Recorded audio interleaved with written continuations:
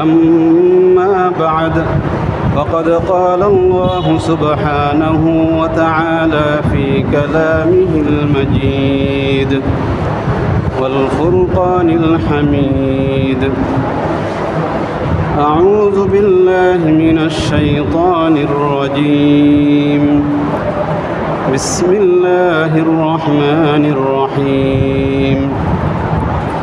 يا أيها الذين آمنوا ادخلوا في السلم كافة ولا تتبعوا خطوات الشيطان إنه لكم عدو مبين. وقال رسول الله صلى الله عليه وسلم: من دعا إلى هدى كان له من الأجر مثل أجور من اتبعه لا ينقص ذلك من أجورهم شيئا، أو كما قال عليه الصلاة والسلام. سبحانك لا علم لنا إلا ما علمتنا إنك أنت العليم الحكيم. صدق الله مولانا العظيم وصدق رسوله النبي الكريم، ونحن على ذلك لمن الشاهدين والشاكرين، والحمد لله رب العالمين.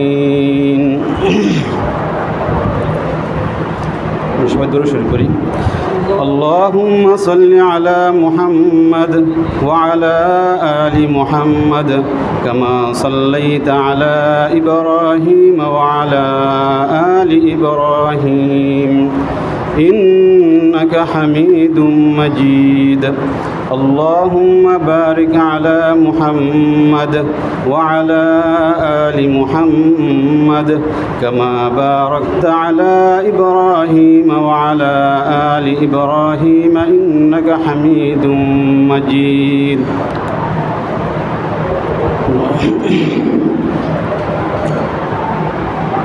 মুহতারাম মুআজ্জাজ মুসল্লিয়ান কিরাম, প্রথমে মহান আল্লাহ রাব্বুল আলামিনের দরবারে শুকরিয়া আদায় করছি। তিনি আমাদেরকে সৃষ্টি করেছেন, আশরাফুল মাখলুকাত বানিয়েছেন, ঈমান এবং ইসলামের মতো মহান দৌলত দান করেছেন এবং জুমার নামাজ আদায় করার জন্য সর্বশ্রেষ্ঠ স্থান তার ঘর মসজিদ আসার তৌফিক দান করেছেন। তাই আমরা রব্বে কারিমের দরবারে কালিমাতুশ শুকর আদায় করি, আলহামদুলিল্লাহ।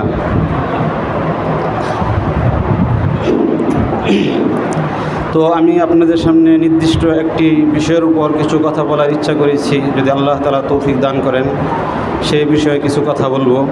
আর তা হলো নেকি অর্জনের সহজ উপায়। নেকি অর্জনের সহজ উপায়। তো আমরা জানি মহান আল্লাহ রাব্বুল আলামিন দুনিয়া এবং আখিরাতের সকল সুখ শান্তি এবং সফলতা রেখে দিয়েছেন দ্বীনের মধ্যে। যদি আমরা পরিপূর্ণভাবে দিনদার হতে চাই, তাহলে আমাদের জন্য উচিত হইল, কর্তব্য হলো ইসলামের শরীয়তের প্রত্যেকটা বিধিবিধানকে মেনে চলা। জীবনের প্রতিটা ক্ষেত্রে, চাই ব্যক্তিগত জীবনে হোক, পারিবারিক জীবনে হোক, সামাজিক জীবনে হোক, রাষ্ট্রীয় জীবনে হোক, ব্যবসা বাণিজ্য, চাকরি বাকরি, খেত খামার, সর্বস্থানেই মহান আল্লাহ রাব্বুল আলামিনের বিধান কি, শরীয়ত কি বলেছে, ইসলাম কি বলেছে, সেই অনুযায়ী আমল করা, সেভাবে চলা। যদি আমরা সেভাবে চলতে পারি তাহলে আমরা হব পূর্ণ মুসলিম, খাঁটি দিনদার। এবং আল্লাহ রাব্বুল আলামিন আমাদেরকে শুধুমাত্র মুসলমান হওয়ার আদেশ করেন নাই, আমাদেরকে পরিপূর্ণ মুসলমান হওয়ার জন্য আদেশ করেছেন কোরআনে কারীমের মধ্যে। যেমন ইরশাদ হচ্ছে, ইয়া আইয়ুহাল্লাযীনা আমানু দুখুলু ফিস-সিলমি কাফা, হে আমার ওই সকল বান্দারা যারা তোমরা ঈমান এনেছো, তোমরা ইসলামের মধ্যে পরিপূর্ণভাবে দাখিল হও, অর্থাৎ তোমরা পরিপূর্ণভাবে মুসলমান হও, তোমরা খাঁটি দিনদার হয়ে যাও। তোমরা শয়তানের অনুসরণ করো না। শয়তানের অনুসরণ করে তোমরা দিন বিরোধী, ইসলাম বিরোধী কোনো কর্মকাণ্ড করো না।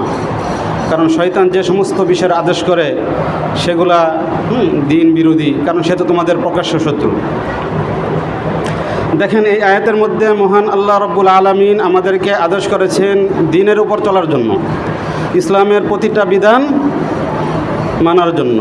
আর আল্লাহ তাআলা যে বিষয়ে আমাদেরকে আদেশ করেন সেই বিষয়টা মানা আমাদের উপর ফরজ। অতএব এ দ্বারা বোঝা যাচ্ছে দ্বীনের প্রতিটা বিধান মানা আমাদের উপর ফরজ। অতএব আমরা যারা ইসলামের বিধিবিধান কিছু মানি, কিছু মানি না, কিছু ছেড়ে দেই, তাহলে আল্লাহ তাআলার যে আদেশ ছিল সব বিধান মানা, আমরা যে পরিমাণ ছেড়ে দিচ্ছি, আমরা আল্লাহ তাআলার সেই পরিমাণ ফরজ বিধানকে লঙ্ঘন করছি, অর্থাৎ আমাদের ফরজ তরকের কি গুনাহ হচ্ছে। তো আমরা মনে করে থাকি দ্বীনের উপর চলা কি অনেক কঠিন, এটা কারণ যদি আমি দ্বীনের উপর চলতে যাই তাহলে তো অনেক আরাম আয়েশি আমার থেকে ছুটে যাবে, অনেক কষ্ট পতিত হব। যদি দ্বীনের উপর চলতে যাই কি আমার নামাজ 5 ওয়াক্ত নামাজ পড়তে হবে, রোজা রাখতে হবে, হজ করতে হবে, যাকাত দিতে হবে, মনের চাহিদা অনুযায়ী চলা যাবে না। বিভিন্ন ধরনের গুনাহ যেগুলো আছে সব গুনাহকে কী করতে হবে, ছেড়ে দিতে হবে, পরিত্যাগ করতে হবে। অর্থাৎ আমরা মনে করি দ্বীনের উপর চলা কি আমাদের জন্য কি অনেক কষ্টকর। আসলে আমরা তো এমন মনে করি, বিষয়টা কি এরূপ নয়। যদি আমরা কি দ্বীনের উপর চলি, দ্বীনের উপর চলতে থাকি, তাহলে আমরা কিছুদিন পরে যখন আমরা দেখতে পাবো, যখন আমরা দ্বীনের উপর মানার উপর অভ্যস্ত হয়ে যাব, বরং এটার মধ্যে রয়েছে কি প্রকৃত শান্তি।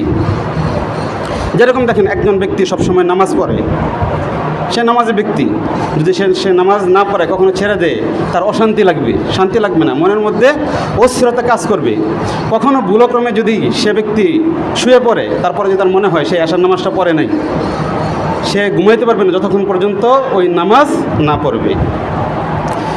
অর্থাৎ এদের বোঝাচ্ছে কি, অর্থাৎ আমরা যদি কি দ্বীনের উপর চলতে থাকি, চলার চেষ্টা করি, তাহলে দেখতে পাবো দ্বীনের মধ্যেই কি শান্তি, দ্বীনদারি মেনে চলার মধ্যেই শান্তি।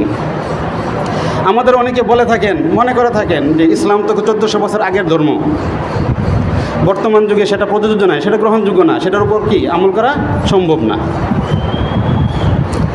তবে তাদের এই কথাটা কি একেবারে ঠিক নয়। ইসলাম হলো সর্বকালের জন্য সর্বাধুনিক ধর্ম।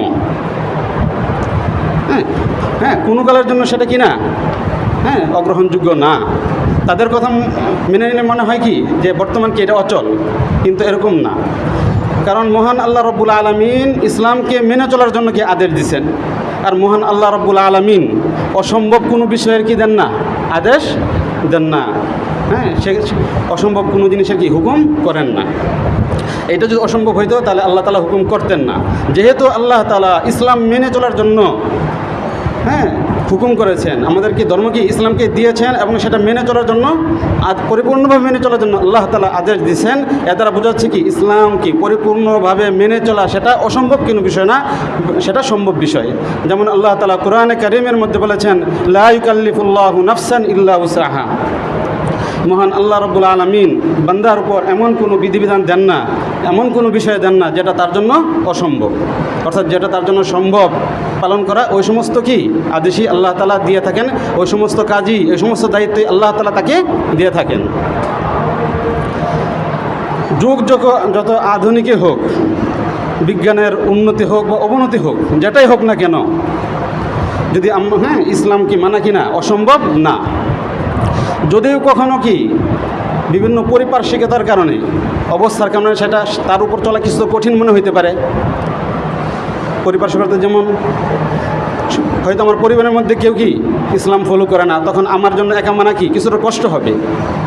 সমাজের মধ্যে ইসলামের কি নাই, প্রচলন নাই যে সমস্ত বিষয়ের, সেগুলো কি মানতে কি একা মানতে সেটা কষ্ট হবে। রাষ্ট্রের মধ্যে যেটা নাই, রাষ্ট্র সেখানে এসে কী করবে, বাধা দিবে। হয়তো মানা কি আমার জন্য কি প্রাথমিকভাবে কোনো একটা কষ্ট মনে হতে পারে, কিছু পারিপার্শ্বিকতার কারণে। কিন্তু যদি আমি ইসলাম মানার জন্য কি করি, চেষ্টা করি, তাহলে মহান আল্লাহ রাব্বুল আলামিনের পক্ষ থেকে সাহায্য আসবে। আল্লাহ তাআলা আমাকে ইসলামের উপর পরিপূর্ণভাবে চলার জন্য সাহায্য করবে। আর এ ওয়াদা কে দিয়েছেন? এ কথা আল্লাহ তাআলা নিজেই বলে দিয়েছেন কোরআনে কারিমের মধ্যে। কি বলেছেন? ওয়াল্লাযীনা জাহাদু ফীনা লানাহদিয়ান্নাহুম সুবুলানা। যে ব্যক্তি আমার পথে চলতে চায়, আমার পথে চলার জন্য চেষ্টা করে, মুজাহাদা করে, আমি তাকে আমার পথে চলার জন্য অনেক রাস্তা খুলে দেব, আমার রাস্তা থেকে উঠিয়ে দেব। তাহলে কি করতে হবে? আমাকে প্রথমে পরিপূর্ণভাবে ইসলাম মানার জন্য, শরীয়তের প্রতিটা বিধান মেনে চলার জন্য নিজেকে প্রস্তুত করতে হবে যে আমি মানব। যদি এমন করি তাহলে আল্লাহ তাআলার পক্ষ থেকে কি সাহায্য আসবে।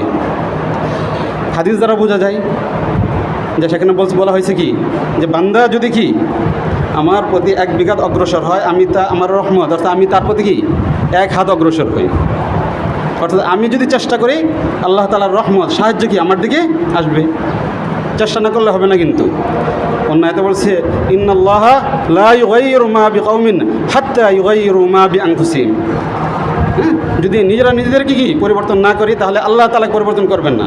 যদি আমরা নিজেরা পরিবর্তন করি, তাহলে আল্লাহ তাআলা পরিবর্তন করে দিবেন। আমাদের চেষ্টা, ইচ্ছা লাগবে।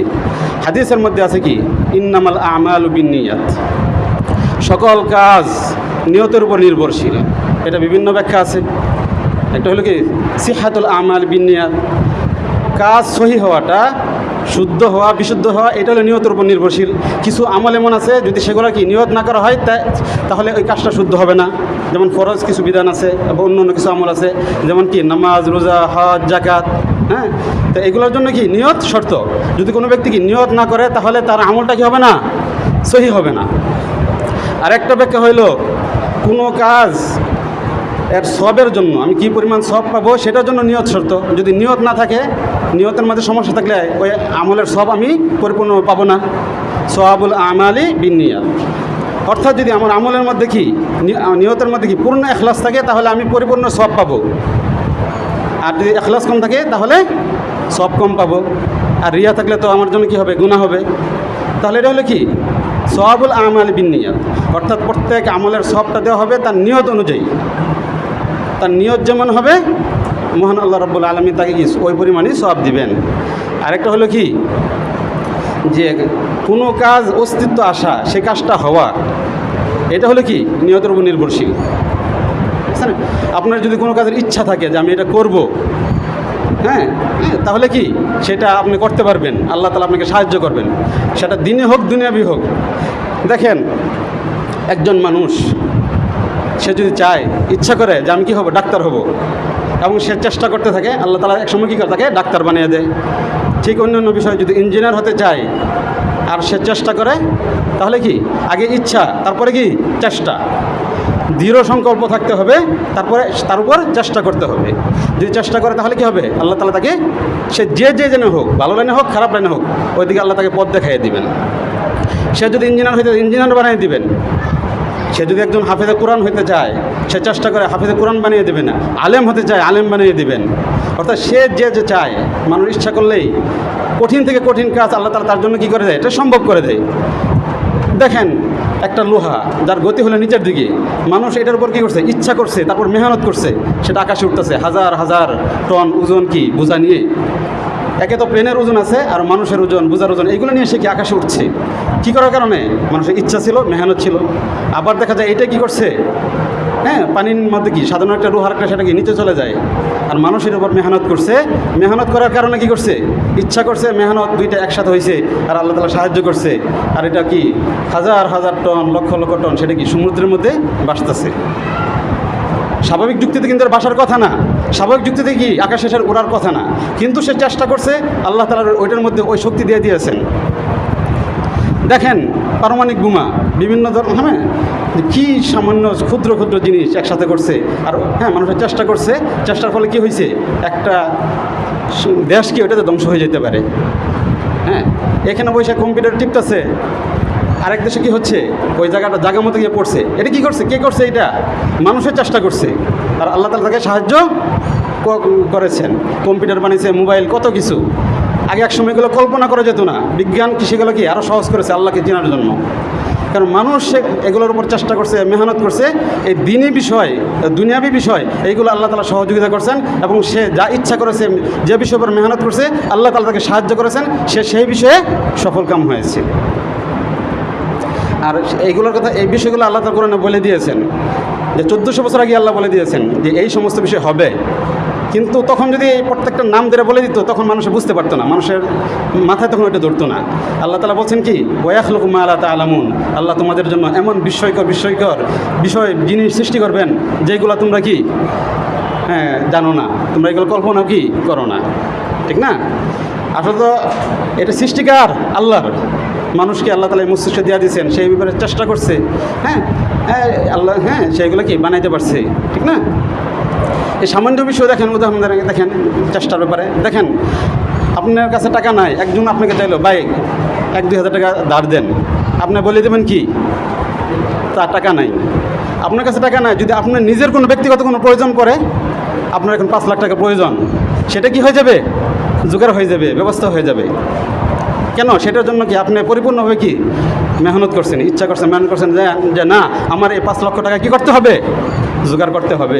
আপনি চেষ্টা করছেন, আল্লাহ তাআলা কী করছে, ব্যবস্থা করে দিয়েছে, ঠিক না? ঠিক তেমনিভাবে দিনের বিষয়ে চেষ্টা করি, সেটা কি আরও সহজ, যে আমরা চেষ্টা করি তাহলে আল্লাহ তাআলা কী করবেন, সহজ করে দেবেন। ইচ্ছা করা আর চেষ্টায় দুইটা একসাথে হওয়া লাগবে। বলা হয়েছে কি, আল হিম্মাতু হুয়াল ইসমুল আজম, মানুষের যে ইচ্ছা, মনের যে শক্তি, এটা হলো কি মহাশক্তি, অনেক বড় একটা শক্তি। একজন অসুস্থ মানুষকে দেখেন না, যদি মনে করে যে না, ডাক্তারে তাকে একটু আশ্বাস দেয়, আর যদি মনে করে যে আমি সুস্থ হয়ে যাব, তো স্বাভাবিকই সুস্থ হয়ে যায়। আর যদি বলে দেয় সুস্থ মানুষকে যে না, তোমার মনে হয় অমুক রোগ আছে, তাহলে দেখা যাচ্ছে কি এই সুস্থ মানুষটা কী হয়ে যায়, অসুস্থ হয়ে যায়। এই মনের কি থাকার কারণে, দুর্বলতা থাকার কারণে। এই কারণে কি আমার মনোবল নিয়ে কি আমার ইচ্ছা থাকতে হবে, এবং সে ব্যাপারে কি চেষ্টা করতে হবে। আর আমি যখন কি ইচ্ছা করে চেষ্টা শুরু করে দিব, তখন আল্লাহ তাআলার কি সাহায্য এসে যাবে। সেটাও আল্লাহ রাসূলুল্লাহ সাল্লাল্লাহু আলাইহি ওয়াসাল্লাম হাদিসের মধ্যে বলেছেন, মান সালাকা তরিকান ইয়ালতামিসু ফীহি ইলমা সাহহালাল্লাহু লাহু বিহি তরিকান ইলাল জান্নাহ। যে ব্যক্তি দিনের উপর চলার জন্য যে বিষয় প্রয়োজন, সেগুলো অন্বেষণের জন্য ঘর থেকে বের হয়, সেগুলো চেষ্টা প্রচেষ্টা শুরু করে দেয়, অর্থাৎ দ্বীনি ইলম শিক্ষা করা শুরু করে দেয়, আল্লাহ তাআলা তার জন্য জান্নাতের পথকে সহজ করে দেন। অর্থাৎ উদ্দেশ্য হলো কি, তাকে দ্বীনের উপর চলাকে সহজ করে দেন। দ্বীনের উপর চলা, ইসলামের প্রতিটি বিধিবিধান মানা তার জন্য সহজ করে দেন। মূলত হলে জান্নাতে যাওয়ার জন্য কি আমি ইলম শিখছি, যদি আমল না করি তাহলে তার যেতে পারবো না। তার মানে কি আমল করতে হবে, অর্থাৎ দ্বীনের উপর চড়তে হবে। অর্থাৎ কি এটা দ্বারা বোঝাচ্ছে কি, যদি সে কি বের হয়, ঘর থেকে বের হয়, তাহলে আল্লাহ তাআলা তাকে কী করেন, দিনদার বানিয়ে দেন। সুবহানাল্লাহ। আমি যখন দ্বীনের উপর চলতে যাব, চেষ্টা করা কি, আমি তখন কি আল্লাহ তাআলার পক্ষ থেকে কি সাহায্য আসবেন। আমাদের পূর্ববর্তী উপরে কি এরকম সাহায্য এসেছে। দিনের উপর করা কি আমাদের অনেকের অসম্ভব মনে হইতে পারে, কিন্তু আমরা যদি অনেকের উপর দেখি যে তারা কি, তাদের জন্য কি সেটা অসম্ভব না। তারা যত বাধা বিপত্তি আসুক দিনের উপর চলেছেন, এবং আল্লাহ তাআলা তাদেরকে সাহায্য করেছেন, সহযোগিতা করেছেন, এবং তারা দিনের উপর চলতে পেরেছেন। আমরাও যদি কি হিম্মত নিয়ে, ইচ্ছা নিয়ে দিনের উপর চলা শুরু করি, আল্লাহ তাআলা কি আমাদের কী করবেন, দিনের উপর চলা সহজ করে দিবেন। দিনের উপর যখন আমি চলতে যাব, সর্বপ্রথম বাধা আসবে কি, নিজের মনের থেকে। কিসের থেকে বাধা আসবে? মনের থেকে। ইন্নান নাফসা লাআম্মারাতুম বিসসু, যে নিজের মন, নফস সাধারণত কী করে, খারাপ কাজের দিকে, মন্দ কাজের দিকে কি উদ্বুদ্ধ করে, আহ্বান করে যে এটা করো, ওইটা করো, ওইটা করো, ঠিক না? খারাপ কাজের দিকে বলতে থাকে, ঠিক আছে না? কিন্তু নফস বললে কি আমাকে এদিকে চলা যাবে না, তো না, নফসে বলবো কি, তুমি কি করো, ঘুষ খাও, খাবো না, সুদ খাও, খাবো না, চুরি করো, করবো না, আমি চিন্তাই করো, করবো না। মনে তো অনেক কিছু যাবে, আমাকে মনকে কী করতে হবে, নিয়ন্ত্রণ করতে হবে। এটাকে বলা হয় যে নফসে আম্মারা বলা হয় ওই মনকে। যখন আমি নিয়ন্ত্রণ করব, আমি যখন বলবো তুমি যে কাজ করতে চাচ্ছ এটা মন্দ কাজ, এটা করব না, আপনি নিজেকে স্থির রাখবেন, তাহলে কি আপনি স্থির থাকতে পারবেন, আল্লাহ তাআলা আপনাকে তৌফিক দিয়ে দেবে। হ্যাঁ, এটিকে বলা হয় এই নফসকে নফসে লাওয়ামা। সে খারাপ কাজ করলে কি তিরস্কার করে। যখন আপনি এরকমভাবে মনকে রাখবেন তখন কি আপনার নফস একসময় কি হয়ে যাবে, মন্দ কাজের দিকে যাবে না, ভালো কাজের দিকে যাবে। তখন আপনার কি হবে, যখন আপনি গুনাহের কাজ করতে যাবেন তখন কি হবে, আপনার খারাপ লাগবে, তো না এটা করা যাবে না। যদি আপনি নামাজ ছেড়ে দেন তখন আপনি কি লাগবে, খারাপ লাগবে। যদি আপনি কি করেন, জাকাত ফরজ হয়েছে, যদি জাকাত না দেন তাহলে খারাপ লাগবে। আপনার যদি কোনো গুনাহের কাজ হয়ে যায় তখন কি আপনার খারাপ লাগবে। হ্যাঁ, ওইটা হলো কি নফসে মুতমাইন্না। তা নফসের তিনটা অবস্থা। একটা হলো সে প্রথম খারাপ কাজের জন্য কি উদ্বুদ্ধ করবে, ঠিক না? তখন এ থেকে নিজেকে ফিরে রাখতে হবে। যখন আমি নিজেকে ফিরে রাখি, নফসকে কি নিয়ন্ত্রণ করতে পারি, তাহলে কি আস্তে আস্তে নিয়ন্ত্রণ করতে করতে এই নিয়ন্ত্রণ করাকে বলা হয় কি নফসে লাওয়ামা। আর যখন কি আমি নিয়ন্ত্রণ পুরোপুরিভাবে করতে পারি, আমার কোন খারাপ কাজের দিকে আগ্রহ সৃষ্টি হয় না, ওই নফসকে বলা হয় নফসে মুতমাইন্না। এদেরকে ব্যাপারে আল্লাহ তাআলা বলেছেন কি ফাদখুলি ফি ইবাদি ওয়াদখুলি জান্নাতি, তোমরা কি করো, আমার বিশেষ বান্দাদের অন্তর্ভুক্ত হয়ে যাও, তোমরা জান্নাতে কি প্রবেশ করো। সুবহানাল্লাহ। তাহলে প্রথম বাধা কি আসবে, নিজের থেকে আসবে। তারপরে আসবে কি পরিবার থেকে আসবে, হ্যাঁ, যে স্ত্রী সন্তান এদের পক্ষ থেকে আসবে। মানুষ তো সাধারণত অনেক গুনায় লিপ্ত হয় কি পরিবারের কারণে, ঠিক আছে না? হ্যাঁ, স্ত্রীরা বলবে কি, হ্যাঁ, যে বিভিন্ন ধরনের আসবে যে দাঁড়িয়ে রাখো না, ঠিক আছে না, দাঁড়িয়ে রাখতে মানা করবে, অনেক আছে এরকম, ঠিক আছে না? তো ওই কাজ কর গুনাহের কথা, হ্যাঁ, তখন কি তাদের কথা মানা যাবে না। আবার দেখা যাচ্ছে অনেকেই করতে চায়, দিনের উপর চলতে চায়, যে পর্দা করতে চায়। হ্যাঁ, আমরা কি করি না, পর্দা করতে দেই না। অনেক গার্জিয়ান আছে কি সন্তান কি দিনের উপর চলতে চায়, নামাজ পড়ে, তারপরে কি করে রোজা রাখে, দাড়ি রাখলে বলে জঙ্গি। হ্যাঁ, মনে হয় যে আমার ছেলেটা কী হয়ে গেছে, জঙ্গি হয়ে গেছে। এরকম বিভিন্ন ধরনের বাধা আসবে, কিন্তু সেই বাধা কী করতে হবে, আমার প্রতিহত করতে হবে। হ্যাঁ, এরকম আছে, দেখা যাচ্ছে কি একটা ঘটনা, হ্যাঁ, এক মেয়ে, সে ডাক্তার, যে আমার কাছে আসছে, সংবাদ আসছে, সে পর্দা থাকে, তার জামাই কি স্বামী যে আছে সে পর্দা থাকে না, তাকে তো সে তো পর্দা করেই নাই, এবং ওই মেয়ে কী করতে চায় না, পর্দায় থাকতে দেয় না। সে চায় তার মতো কি তার মেয়ে হোক। সে সাধারণত মডার্ন যে ড্রেস আছে সেগুলো পরে ঘোরাফেরা করুক, বন্ধুদের সামনে যাক, সবার সামনে যাক, সে পর্দা লঙ্ঘন করতে পারে, কিন্তু সে কি চায় না। তো এই অবস্থায় ছিল যখন আমার সংবাদ আসছে, মানে বিবাহটা ভেঙে যাবে। কী কারণে, দিন মানার কারণে। সেক্ষেত্রে আমার কোনটা প্রাধান্য দিতে হবে, দিনকে প্রাধান্য দিতে হবে। বিষয়টা এরকম না যে আপনার বিবাহটা ঠিক থাকবে, আপনি যদি ওইভাবেই চলেন তার মতো, হ্যাঁ, বিবাহটা ঠিক থাকবে। কারণ কি, সে এখানে কি, কারণ ওখানে অশান্তি আছে। আর হাদিসের মধ্যে আছে যে কি লা তাআতা লি মাখলুক ফি মাসিয়াতিল খালিক, যে আল্লাহ তাআলার হ্যাঁ কোনো বিধানকে কি মাখলুকের অনুগত করে সেটা লঙ্ঘন করা যাবে না। অর্থাৎ সে আমার পিতা হোক না কেন, মাতা হোক না কেন, যাদের ব্যাপারে বলা হয়েছে উফিল্লাকুমা, তাদের ব্যাপারে কি উফ শব্দটি বলো না, শুধুমাত্র তাদেরকে ভালো কথা বলবি। হ্যাঁ, তারাও যদি কি দিনের বিপরীত, শরীয়তের বিপরীত কোনো কথা বলে, সেটা মানা যাবে না। দিন যেটা বলে, শরীয়ত যেটা বলে সেটাই মানতে হবে, ঠিক না? হ্যাঁ, আর যারা নিজেদের হ্যাঁ স্ত্রী মেয়ে এদেরকে কী করে, বেপরদা ছেড়ে দেয়, বাহিরে বের করে দেয়, এদেরকে বলা হয় দাইয়ুস। আর দাইয়ুসেরকে বলা হয়েছে কি, তারা জান্নাতের গানও পাবে না, যদি জান্নাতের গান কি হাজার হাজার মাইল দূর থেকে পাওয়া যায়। যাই হোক, আমি বলতেছিলাম যদি আমরা দিনের উপর চলার চেষ্টা করি, হ্যাঁ, বিভিন্ন ধরনের বাধা আসবে, নিজে থেকে আসবে, পরিবার থেকে আসবে, সমাজ থেকে আসবে, রাষ্ট্র থেকে আসবে। সব ধরনের বাধা উপেক্ষা করে যদি আমি দিনের উপর চলি, আল্লাহ তাআলা দিনের উপর চলে আমাকে সহজ করে দিবেন। আল্লাহ তাআলা দিনকে কঠিন করেন নাই, ইসলামকে মানা, ইসলামের বিধিবিধানকে মানা কঠিন করেন নাই, সহজ করে দিয়েছেন, বিভিন্নভাবে সহজ করে দিয়েছেন। যদি আমি দিন কোনো ন্যাক কাজে নিয়ত করি তাহলে কি আমার একটা নাকি হবে, আমি কাজটা এখন করি নাই বা কোনো কারণে আমি করতে পারি না, কিন্তু খালেস অন্তরে কি আমি একটি ভালো কাজ করার নিয়ত করছি, আমার কয়টা নাকি হবে, একটা নাকি হবে। আর আমি যদি কী করি, ওই কাজটা কি করি, তাহলে 10 থেকে কি 700 গুণ আর নিয়ত অনুযায়ী আল্লাহ তাআলা কি আরও বেশি কী করবেন, নাকি দিবেন। সুবহানাল্লাহ। এটা কে বলছে, রাসূলুল্লাহ সাল্লাল্লাহু আলাইহি ওয়াসাল্লাম বলেছেন। মান হাম্মা বিহাসানাতিন লাম ইয়ামালহা কুতিবা লাহু হাসানাতুন, যে ব্যক্তি কোনো নেক আমল করার ইচ্ছা করলো কিন্তু সে ওই আমলটা করে নাই এখনও, তার আমল নামায় একটি নেকি লিখে দেওয়া হবে। সুবহানাল্লাহ। ওমান হাম্মা বিহাসানাতিন ইয়ামালুহা, যে ব্যক্তি কোনো নেক আমল করার ইচ্ছা করলো অতঃপর সে কী করলো, ইয়ামালুহা, সে আমলটা করলো, ইউক্তাবুলাহু বিআশারি আমসালিহা ইলা 700 দিফিন। হ্যাঁ, তাহলে তাকে মহান আল্লাহ রাব্বুল আলামিন 10 গুণ থেকে 700 গুণ পর্যন্ত কি সওয়াব দিবেন। এটা আমরা হাদিস দ্বারা জানতে পারলাম। কুরআনে বলছে মান জাআ বিল হাসানাতি ফালাহু আশরু আমসালিহা, যে ব্যক্তি কোনো একটা নেক আমল করবে আল্লাহ তাআলা তাকে করবেন তার 10 গুণ দিবেন। কোরআনে অন্য আয়াতে বলছে কি, মাসালুল্লাযীনা ইউনফিকুনা আমওয়ালাহুম ফি সাবিলিল্লাহি কামাসালি হাববাতিন আমবাতাত 7 সানাবিলা ফি কুল্লি সুমবুলাতিন মিআতু হাব্বা ওয়াল্লাহু ইউদাইফু লিমান ইয়াশা।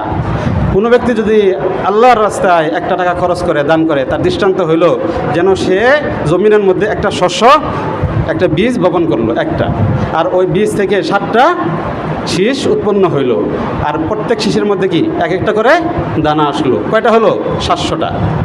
অর্থাৎ একটা নেক আমলের করলে আল্লাহ তাআলা কি করবেন, 700টা পর্যন্ত কি করবেন, সওয়াব দিবেন। তারপর আল্লাহ তাআলা বলছেন আল্লাহু ইউদাইফু লিমান ইয়াশা, আর আল্লাহ তাআলা যাকে চান তাকে কি আরও বেশি কি বাড়িয়ে দিবেন। তাহলে আমরা এ থেকে বুঝতে পারতেছি কি, যে কোনো ব্যক্তি কি করলে নেক আমলের নিয়ত করলেই আল্লাহ তাআলা কি করবেন, তাকে একটা সওয়াব দিবেন। আর যদি সে আমলটা করে তাহলে আল্লাহ তাআলা কী করবেন, 10 গুণ থেকে নিয়ে 700 গুণ নিয়ত অনুযায়ী আরও বেশি বৃদ্ধি করে দিবেন। সুবহানাল্লাহ।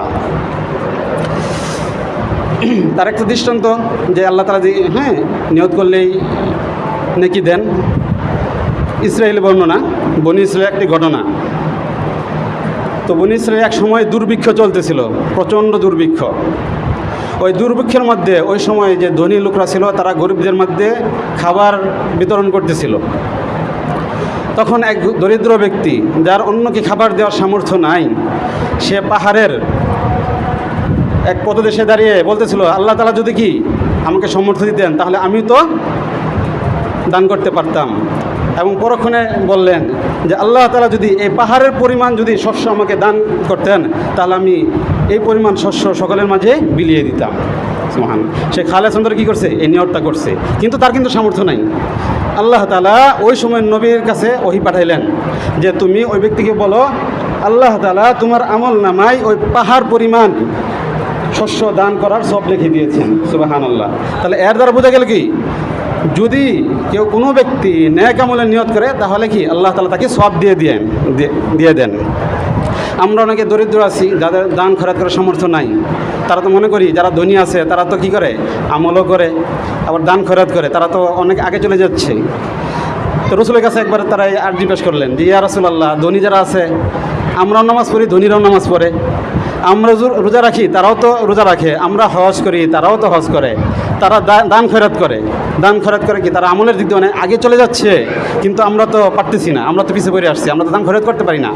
তখন রাসূলুল্লাহ সাল্লাল্লাহু আলাইহি ওয়াসাল্লাম তাদেরকে বললেন, যদি কোনো ব্যক্তি 5 ওয়াক্ত নামাজের পর 33 বার সুবহানাল্লাহ, 33 বার আলহামদুলিল্লাহ আর 34 বার আল্লাহু আকবার পড়ে, তাহলে ওই ধনী ব্যক্তিরা দান করে যে পরিমাণ অগ্রসর হবে, তোমরাও কি এই পরিমাণ অগ্রসর হইতে পারবা। সুবহানাল্লাহ। তাহলে আমরা এই আমলটা করতে পারি, ঠিক না? প্রত্যেক 5 ওয়াক্ত নামাজের পর কি সুবহানাল্লাহ 33 বার, আলহামদুলিল্লাহ 33 বার, আল্লাহু আকবার 34 বার পড়ব, ঠিক আছে? আর এটার ফজিলত সম্পর্কে অন্য হাদিসের মধ্যে আছে, আল্লাহ তাআলা তাকে কি মাফ করে দিয়ে দেন, আল্লাহ তাআলা তার গুনাহ খাতা মাফ করে দেন, যদিও সেটা কি হয়, সমুদ্রের ফেনা পরিমাণ হয়, ঠিক আছে না? তো আমরা এই আলোচনাতে এতটুকু দ্বারা বুঝতে পারলাম, নিয়ত করলেও সওয়াব, আর যদি কি আমরা আমল করি তারপরেও কি সওয়াব। শুধু তাই না, আল্লাহ তাআলা আমাদেরকে আরও কি রাখছেন, নেক আমল অর্জন করার রাস্তা রেখে দিয়েছেন।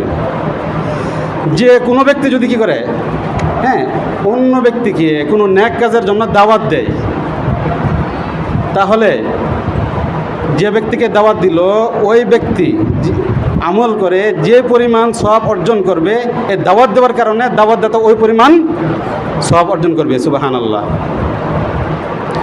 এবং সেটা যত প্রশস্ত হবে, যত ব্যাপক হবে, সওয়াব তত বাড়তে থাকবে। এমএলএমের মতো আর কি, যে যদি আমি কি একজন ব্যক্তি কী করি, দাওয়াত দেই, তাহলে আমার দাওয়াত দেওয়ার কারণে সে যদি কি ওই নেক আমলটা করে, তাহলে আমি কি সে ওই আমল করে কি যে পরিমাণ সব পালো আমি তাকে দাওয়াত দেওয়ার কারণে ওই আমলটা সব ওই আমলে কি সব পাবো। আমি যদি একজন ব্যক্তি কী করে দিই দাওয়াত দিয়ে দিনের পথে আনতে পারি, সে সারা জীবন কি যে যত ন্যাক আমল করবে আমি ওইটা সব পেতে থাকবো। আমি কি একজনকে দিনদার বানাইলাম, সে দিনের উপর আসলো, সে আরও লোকদের কি করলো দিনদার বানাইলো, ওই যত মানুষ এই দাওয়াতে দিনদার হবে পরবর্তী সব কি ওই পরিমাণ কি সব আমার আমল নামে আসবে, কোনো বন্টন হবে না এখানে। অর্থাৎ আমার দাওয়াত দেওয়ার কারণে 1 লক্ষ মানুষ কি আসলো পর্যায়ক্রমে দিনের উপর আসলো মেহনতের কারণে, তাহলে কি 1 লক্ষ মানুষে আমলের সব যে আছে সেটা কি আমার আমল নামায় আসবে, কিন্তু ওই ব্যক্তির আমল নামা থেকে কোনো কিছু কি কমানো হবে না। সুবহানাল্লাহ। দাওয়াতে বিভিন্ন পর্যায়ে হইতে পারে, সেটা দাওয়াতে তাবলীগের মাধ্যমে হইতে পারে, হ্যাঁ, বয়ানের মাধ্যমে হইতে পারে, লেখনের মাধ্যমে হইতে পারে, হ্যাঁ, তারপরে বিভিন্ন প্রচার মাধ্যমের মধ্যে কি সেটা হইতে পারে। আমি যেভাবে দাওয়াত দিই, যেরকম আমাদের এখানে কি ইসলামী মজলিস হয়, বিভিন্ন জায়গায় ইসলামী মজলিস হয়, দিনী প্রোগ্রাম হয়, সেখানে আমরা দাওয়াত দিতে পারি। আমি যদি একজন লোককে এই সমস্ত মজলিসের মধ্যে বসাই দাওয়াত দিয়ে, ওই ব্যক্তি ওই সময় যত কথা বলবে শুনবে ওই কথার তো সব তো আমি পাবই। একটা মাসালা যদি সে শিখতে পারে তাহলে 1000 রাকাত নফল নামাজের সব সে পাবে, এটাও কি আমি পেয়ে যাব। একটা বৈঠকের মধ্যে সে বসে 60 বছর নফল নামাজ থেকে উত্তম বসাটা, এই 60 বছর নফল নামাজের কি ইবাদত করলে যে পরিমাণ সব পাওয়া যায় সেটা আমার নাকি আমাদের জমা হবে। আর আল্লাহ তাআলা যদি আল্লাহ করুন তাকে দিনের উপর কি উঠায় দেয়, আমার দাওয়াতের কারণে সে এখানে আসলো, কোনো কারণে আমি এখানে আসতে পারলাম না, কিন্তু তাকে আমি দাওয়াত দিলাম, সে আসলো, এরপরে কি সে দিনদার হয়ে গেল, তাহলে কি ওই দিনদার হওয়ার কারণে যে সব সে সারা জীবন পাবে সেটা কি আমি পেতে থাকবো। ঠিক আছে না, আমরা এভাবে মেহনত করতে পারি। কারণ রাসূলুল্লাহ সাল্লাল্লাহু আলাইহি ওয়াসাল্লাম কি এই কথাটা বলছেন, মান দাআ ইলা হুদান, যদি কোনো ব্যক্তি কাউকে কোনো সৎ কাজের দিকে আহ্বান করে, ভালো কাজের দিকে আহ্বান করে, কানা লাহু মিনাল আজরি মিসলু উজুরি মান ইত্তাবাহু, তাহলে তার দাওয়াত দেওয়ার কারণে যারা তার অনুসরণ করবে সকলের সব কি সে পাবে। লা ইয়ানকুসু যালিকা মিন উজুরিহিম শাইআ, কিন্তু যারা আমল করলো তাদের নেক থেকে কোনো কিছুই কমানো হবে না।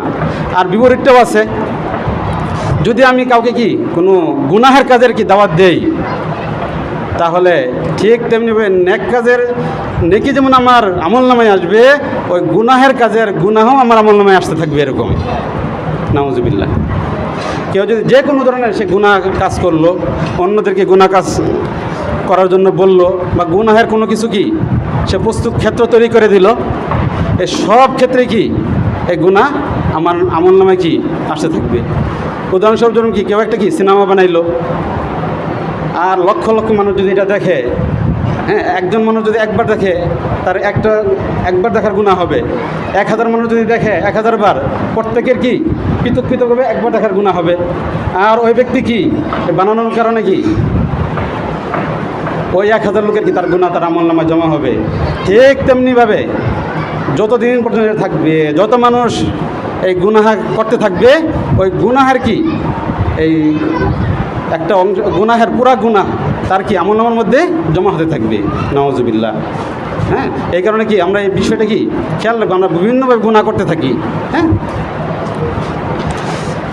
ঠিক তেমনিভাবে আমি তো দাওয়াত দেই নাই, কিন্তু আমার আমলের মাধ্যমে আমি এমন কোনো আমল করি, ওই আমলের মাধ্যমে যদি কোনো ব্যক্তি কি হয়ে যায় ওই নেক আমল করতে থাকে, তাহলে ওইটার সব কি আমি পাবো।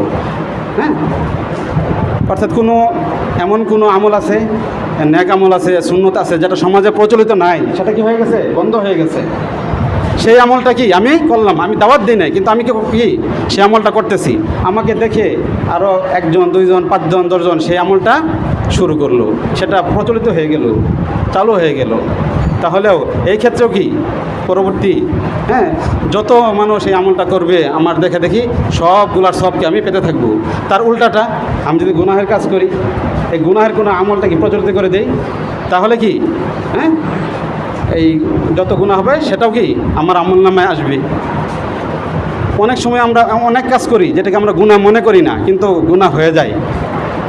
প্রচলন কেমনে করে, দেখেন অনেক সময় আমরা বিভিন্ন কাজে যাই, যাওয়ার পরে কি হয়, সিরিয়াল কি লাগে, সিরিয়াল ধরতে হয়। এখন অনেকের খুব তাড়াহুড়া থাকে বা এতটুকু ধৈর্য নাই যে সে সিরিয়াল ধরে দাঁড়িয়ে থাকবে। তারপরে সে কি করতেছে, যে এই দায়িত্বে আছে একে ঘুষ দেয়, কী করে ঘুষ দেয়, আর এটাকে না আড়ালে বলে ঠিক আছে তোর আমি 100 টাকা দিলাম, আমার সিরিয়ালটা আগে দেওয়া দিই। ডাক্তার যে দেখা দিচ্ছে তাকে বললো, সে কিন্তু আগে জানতো না এই যে 2 নম্বরের কাজ করতে হয়, তার কিন্তু আগে জানা ছিল না, কিন্তু ওই ব্যক্তি একে শিখাই দিল যে কি 100 টাকা দিলে আগে কি সিরিয়াল পাওয়া যায়। ওই যে শুরু করলো, হয়তো তাকে দেখে কোনো ব্যক্তি এই কাজ করলো, অথবা যাকে বলল সে পরবর্তী থেকে এই কাজটা শুরু করলো, এই কাজটা চালু হয়ে গেল। এই যে ব্যক্তি প্রথমে এই কাজটা করলো, এই সকলের গুনাহ, এই কাজের যত গুনাহ হবে ওই প্রথম ব্যক্তির আমল নামায় কি চলবে, জমা হতে থাকবে, ঠিক না? আমরা এখন এরকম দেখতে থাকি। দেখা যাইতেছে বিভিন্ন ডাক্তারের কাছে সিরিয়াল চাইতে গেলে 10-এর আগে কোনো সিরিয়াল নেই, আপনি যত আগে সিরিয়াল দেন 10 নম্বরের পর থেকে সিরিয়াল শুরু হয়। ওই 10-এর 10 বা 15 অধিকাংশ থাকে কি ওই যে ওইটার। আবার এর মাঝেও যারা দেয় এদেরকে কি ঢুকায় দেয়। একে তো হলো সিরিয়াল এরকম কি লঙ্ঘন করা হইলো, আর যারা অন্যদের যারা পিছনে আছে, যারা আগে সিরিয়াল ধরছে এদের উপর কি করা হইলো, জুলুম করা হইলো, হ্যাঁ, কবিরা গুনাহ করা হইলো, ঠিক আছে না? আর এটা দ্বারা কি সমাজের মধ্যে একটা অবৈধ কাজটা কি প্রচলিত হয়ে গেল। অথচ আমরা কি সাধারণ মনে করি এটা আমার মতো লোকে করে থাকে, আপনার মতো লোকে করে থাকে, যার টাকা বেশি আছে, একটু টাকার গরম আছে, সে এই কাজটা করে। কিন্তু সে এইটা চিন্তা করলাম যে আমি একটা কী করলাম, অবৈধ কাজের পথ খুলে দিলাম। এটা একটা উদাহরণ দিলাম। এরকম সমাজে কি আছে, অহরহ কি এটার উদাহরণ আছে। যাই হোক, গুনাহের কথাটা বললাম। আর নেক কাজ অনেক সুন্নত কি হয়ে যাচ্ছে, সেগুলা হ্যাঁ মরে গেছে, আমল করা হয় না। যেমন দেখেন 2-একটা উদাহরণ দিচ্ছি। খাবার অনেক সুন্নত আছে, খানা খাওয়ার কি আছে, অনেক সুন্নত আছে। তার মধ্যে একটা সুন্নত হইল কি, ফ্লোরের মধ্যে বসে খাবার খাওয়া, দস্তরখান বিছিয়ে খাবার খাওয়া, খাবারের দিকে কি একটু ঝুঁকে মোতাবজ্জ হয়ে বিনয় প্রকাশ করে কি খানা খাওয়া, সুন্নত তরিকায় বসা। এটা হলো কি খাবার সুন্নতগুলোর মধ্যে কিছু সুন্নত। এটা ব্যাপকভাবে কি আমরা তরক করছি। আমরা কি এখন আমাদের যে ব্যবস্থাপনা এমনই যে চেয়ার টেবিল, চাই সেটা বাসায় হোক, হোটেলে হোক, অন্য কোথায় হোক, এইটা হ্যাঁ হ্যাঁ এইভাবে কি হচ্ছে, একটা সুন্নত কি হয়ে যাচ্ছে, মরে যাচ্ছে, বিলুপ্ত হয়ে যাচ্ছে, ঠিক না? হ্যাঁ, কিন্তু কি যদি আমি এটা বলতেছি না ওইটা নাজায়েজ বা হারাম, এটা বলতেছি না, এটা সুন্নত না, সুন্নত পরিপন্থী। সুন্নত হলে কোথায়, আমি যেটা বললাম ফ্লোরে বসে। তো আমি যদি কি নিজে এটা সমাজের মধ্যে আমার ঘরে প্রচলন করি, হ্যাঁ, আমার পরিবার কি উদ্বুদ্ধ করি, তাহলে আমার পরবর্তী প্রজন্ম কি করবে, ফ্লোরে বসে কি খানা খাবে। তাহলে কি এটার জন্য কি পরবর্তী যারা থাকবে এটা সব আমি পেতে থাকবো। ঠিক তেমনিভাবে হ্যাঁ, যে একজন আর যারা আমরা সম্ভ্রান্ত আছি, নেতৃস্থানে আছি, তারাও এই কাজটা করতে পারি, এই শূন্যটা জীবিত করতে পারি। কিভাবে, যে আমি কি করলাম, চেয়ার টেবিল বাদ দিয়ে হ্যাঁ, যে ফ্লোরে খাবারের ব্যবস্থা করলাম, সমাজের অন্যান্য লোকদেরকে আমি দাওয়াত করলাম, ভালোভাবে মেহমানদারি করাইলাম, তারা দেখলো যে আমার কোনো কিছু অভাব নাই। তারপরেও কি আমি কি করছি,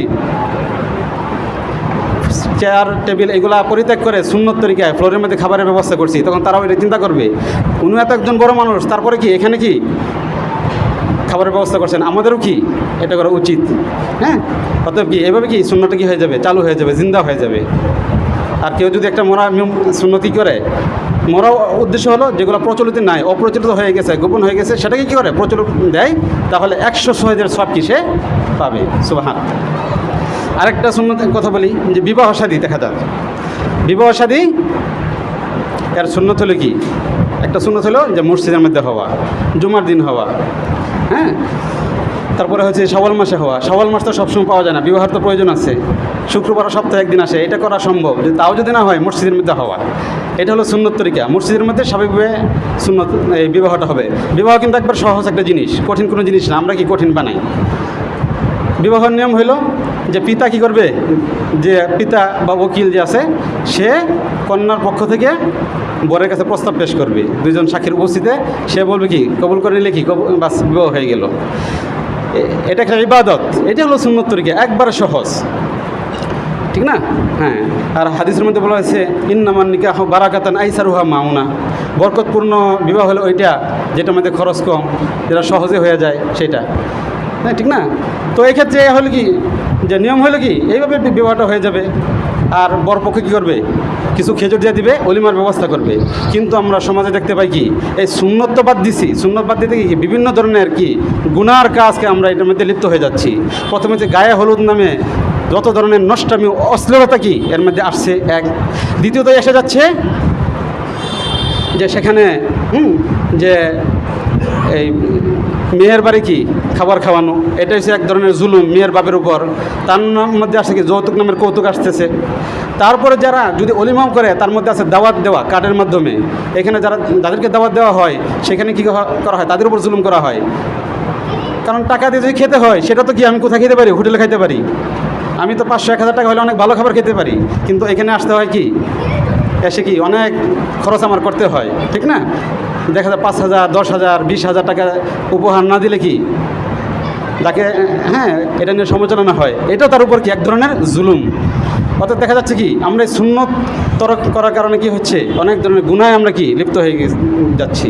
যদি আমরা এই সুন্নতটা উপর আমল করি তাহলে একটা মুর্দা সুন্নত কি জীবিত হইলো, আর অনেক ধরনের গুনাহ থেকে আমরা বাঁচতে পারলাম। আর এটা হলো কি আমাদের দেখা দেখি যারা কি মসজিদে স্বাভাবিক নিয়মে কি বিবাহ করবে, এই সুন্নতটা চালু করবে, এর যে সব হবে এটা কি আমি পেতে থাকবো। ঠিক শুধুমাত্র তাই নয়, যদি কি আমি দিনী কাজ করি, দিনী কাজের সাহায্য সহযোগিতা করি, মাধ্যম হয়, এক্ষেত্রেও কি আমি কি হব, ওই সবের কি ভাগিদার হব। কোনো ব্যক্তি তাবলিগে যাচ্ছে, টাকা নাই, আমি তাকে টাকা দিয়ে দিলাম। মসজিদ মাদ্রাসা হচ্ছে, আমার সামর্থ্য আছে, আমি সেখানে কী করলাম, মসজিদ মাদ্রাসা নির্মাণের জন্য যে পরিমাণ টাকা দরকার সেগুলো দিলাম। সেটা সব আমি কি পেতে পারবো মাধ্যম হওয়ার কারণে। সামর্থ্য নাই, আমি ভালো পরামর্শ দিলাম। যদি এখানে কোনো শত্রু থাকে তাদেরকে আমি প্রতিহত করলাম, ঠিক না? কিন্তু এই যে ভালো কাজের মাধ্যম হয় তাহলে কি এটার সব কি আমার আমল নামায় আসতে থাকবে। আমার কি 1 লাখ টাকা দিয়ে মসজিদ বানানোর কি মাদ্রাসা দান করার তৌফিক নাই, কিন্তু আমি জানি আমার এক ভাই কী করতে পারে, দিতে পারে। আমি তাকে বললাম, দাওয়াত দিলাম, ভাই ওখানে কি হয়, মসজিদ নির্মাণ হচ্ছে।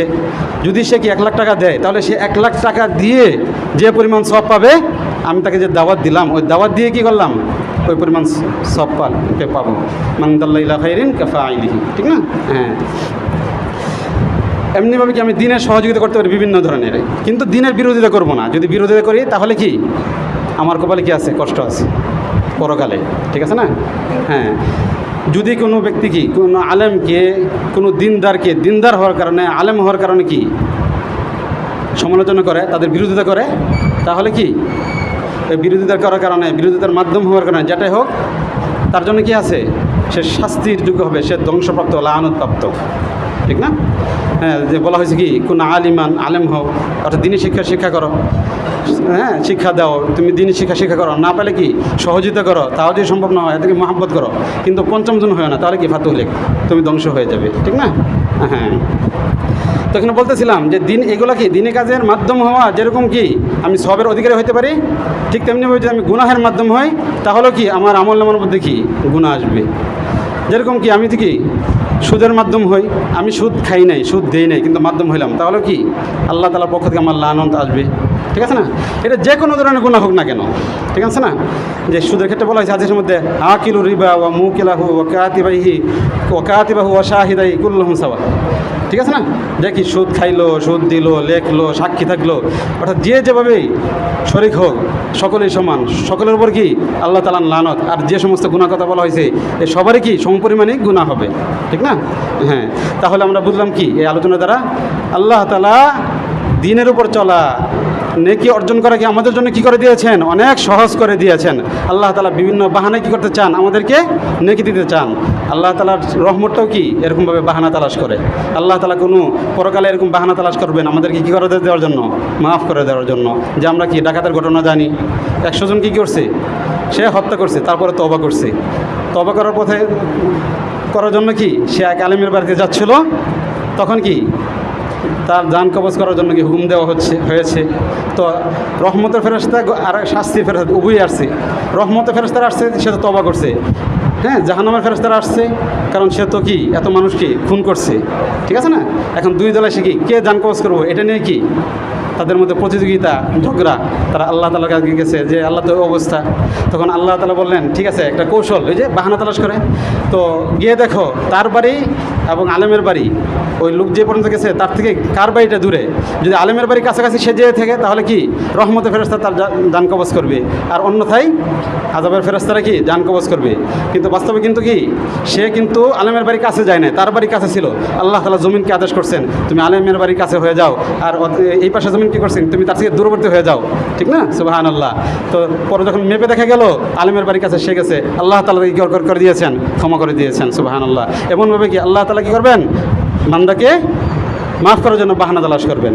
যেমনিভাবে আল্লাহ তাআলা কি বিভিন্ন বাহানায় চান যে বান্দারা কী করুক, নেক আমল করুক এবং তাকে আমি অনেক দিয়ে দিব, ঠিক তেমনিভাবে কি পরকালে কি আল্লাহ তাআলা কী করবেন, এরকমভাবে বাহানা তালাশ করবেন বান্দাকে মাফ করে দেওয়ার জন্য। অথবা আমাদের উচিত হইল আমাদের সাধ্য অনুযায়ী দিনের উপর চলবো। আমরা যদি দিনের উপর চলার জন্য চেষ্টা করি তাহলে মহান আল্লাহ রাব্বুল আলামিন আমাদেরকে দিনের উপর পরিপূর্ণভাবে চলার জন্য সাহায্য করবেন এবং আমরা দিনের উপর চলতে পারবো। এবং যত ধরনের বাধা আছে সব ধরনের কি বাধা বিপত্তি দিনের উপর চলার ক্ষেত্রে সেগুলো কি দূর হয়ে যাবে। এতক্ষণ যে আলোচনা করা